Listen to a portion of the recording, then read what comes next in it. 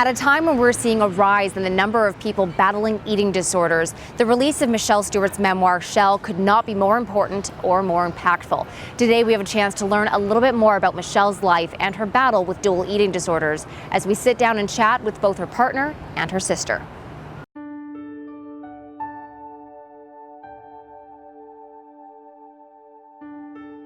I'm Michelle's older sister, and I was one of her supporters through her last year of life in particular, but we've always been close as just two sisters would be.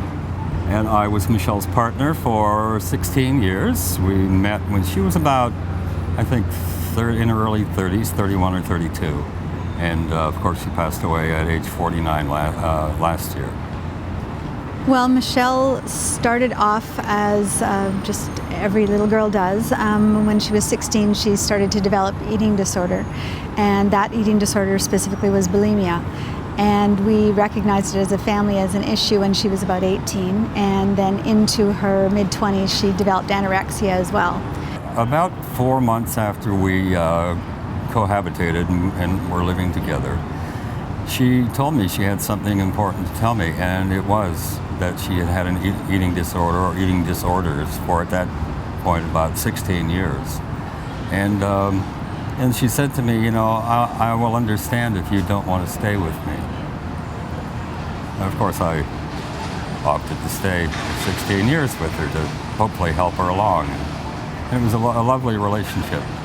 The impetus for the blog was her diagnosis with stage 4 renal failure, or end-stage renal failure.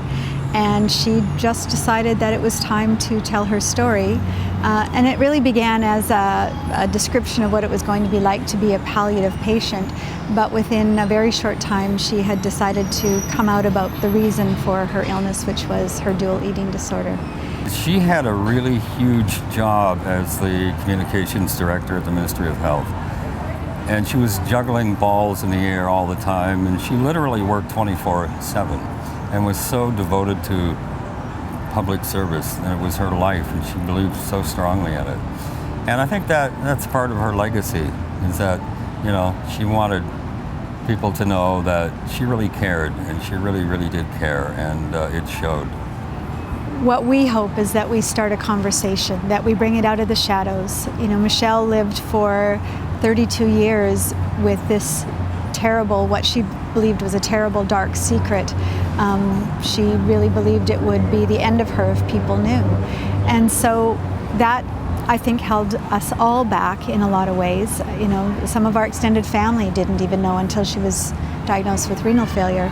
So what we're hoping is that we get that conversation to happen, that we bring it out of the shadows, that people are okay to understand it is a mental illness, but it's treatable. It is a hard, hard road, but it is so worth it. There's so much that can be done with people who seek help.